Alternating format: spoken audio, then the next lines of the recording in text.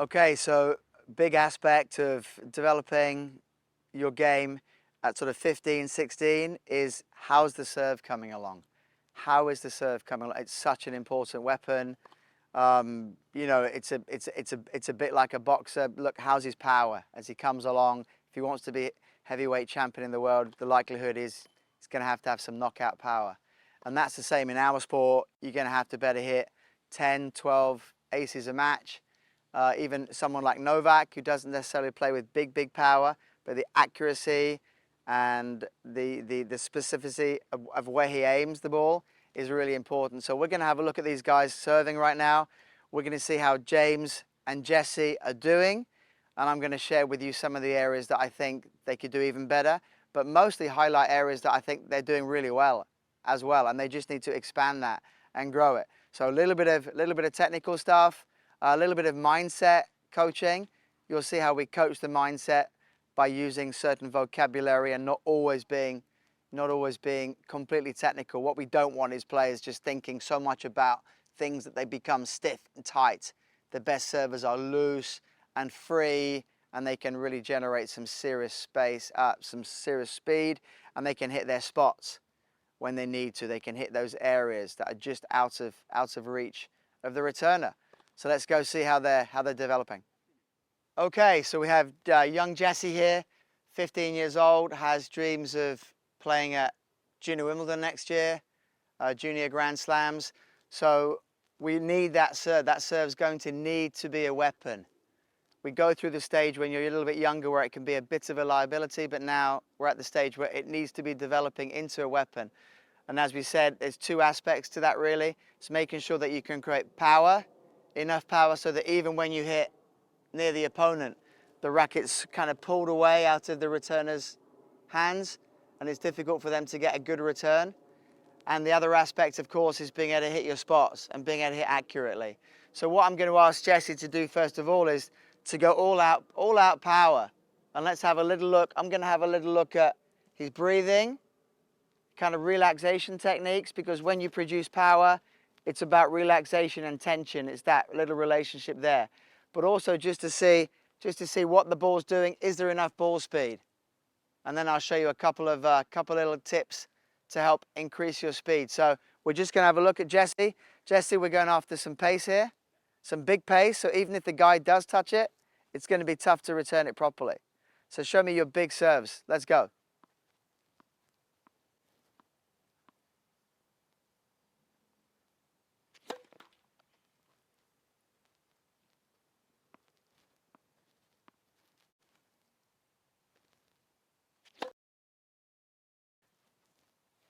That's good. Is this as quick as you can hit it?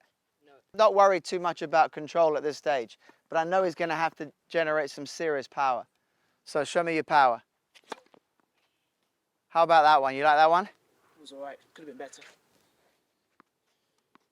One more big one. I don't care if it goes a little bit long, but we're going to go large. Go large. That's better.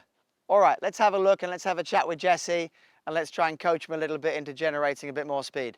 Okay, so we asked Jesse for ball speed. So again, we've got to be super specific. The higher the performance player's aspirations, the more specific we've got to be. So we asked for ball speed, but how do we know? Because I don't have this expensive ball speed measuring device in my pocket or even at the side of the court. But there is a way of challenging Jesse and measuring where he's at. So if we just take a little look over here, this was where one of his balls landed in the fence. So what we're looking at is, of course, not every single ball is going to have exactly the same compression but a lovely challenge for Jesse is that most of our tennis courts have this fence line here, and we can just see this ball has landed in, and then it had enough ball speed to carry, and then it ran out of speed, quite a lot of speed when it just landed here. So this is the height that we need to look at. Now if we just move across and have a look, this one, compared to this line that we have here in the fence, this one's a little higher than the line. So Jesse, well done. This is more of the sort of ball speed that we're after. So if we're asking Jesse to go out and practice his serve over and over again and to get it right, Does he just want to go out and serve and not have any purpose or direction? If he was to come out and practice on his own, we could say, right, Jesse, your goal is to hit 5 serves higher than this ball here, or anywhere between here and here. Is it possible to set a high standard, like crazy high standard, and scare the living daylights out of him and say, this is the standard up here? It's going to say, what? Are you kidding me? And say, yeah, but you haven't got to do it by tomorrow. You've got the next 6 months, next 9 months, and that'll help me as the coach as well to think, right, what can I do to help him? Where's he going to generate that extra ball speed from? Where's he going to get that explosiveness from? So once you set the target, he's got something that he can practice on his own, and I can be driven as a coach to explore with him. And so we're going to go back and we're going to see whether Jesse, now that he's got a target to aim for, whether he can get balls a little bit higher. Right now, this is his world record. Let's see if we can beat that personal best. Okay, Jesse, so we've established that we want more ball speed. Ball speed is really important. Even someone like Alcaraz is not even the biggest guy in the world, but he's got some serious ball speed when he wants it. You don't have to be like 6'4", 6'5" to get that ball speed. The nice thing about both of us having our stature is that we have power, right? We have power in the legs. All we've got to try and do is get that power and convert it into looseness and drive it from the bottom. So we're going to really try and use the earth as our power source. The more we push down, the more we can explode up. A bit like a sort of basketball player that's further away from the 3-point, looking for the 3-point, and you see them that suddenly they're driving up and springing. And that generates into that ball speed and that trajectory. All we're after here is some serious crack of the whip, some real crack of the whip. So that cowboy whip is what we're after. We need power to start with, and then looseness at the top. So what that looks like is that when you get into that position there, I want you to really feel the engagement with the ground. Really feel that, because that's the push-off. It's the same one when the guys are in the blocks for a 100-meter sprint. That's why they have that block behind, because then they can push. They can push against it, and that's what propels them in. But if all the runners are like so stiff, they're not going to go anywhere fast. So you have to have that looseness and that relaxation. That's the nice thing. So this here is your engine room. This is your engine room. Now the top half, we just want to keep the relaxation and fluidity absolutely loose as a goose, and you get that releasing the energy kind of feeling. So what I want you to do to help you release is to breathe out. It's to really make a nice noise. Not any sort of like not a tight noise, because that holds everything in. We want to be loose and releasing all the energy. So engaging here and then and releasing everything out.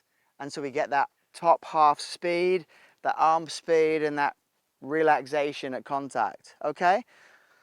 So we've got our target down there. So it's my eye. I can help you, of course, by saying, yeah, it sounds quite nice. Yeah, it looks quite nice. But then we've kind of got our bottom line, which is a nice way of looking at that line that we had on the fence to see if we can get the ball just a little bit higher, popping off the surface. Super clear? Yes. Okay, let's give it a go, mate.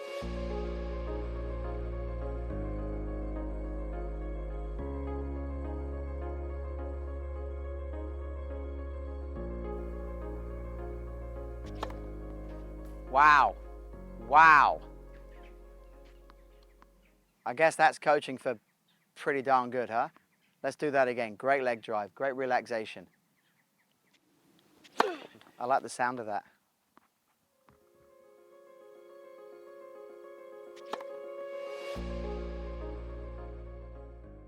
This is quite astonishing. So, you know, if high performance is about sort of comparing data, we had first ball here, just a little below the line, and then we had another ball just over there, just above the line, and then simply through leg drive and upper body relaxation and just the exhaling. When you exhale, you really get that relaxation. And as a consequence of relaxation, the arm goes faster. And this is astonishing. This has set new standards, and I'm pretty much blown away by this. This is the money. I mean, how quickly can we use this? Could be the norm. In a week's time, this could be the new norm. And this is now jumped up. This ball was in, it jumped up from being inside the service box, and it's still rising as it hits the back. And it's really stuck in there, and it's going to take a little bit of force to get that out. but I know where I can get that force from and get it from my legs. Boom. That was incredible. Well done, Jesse.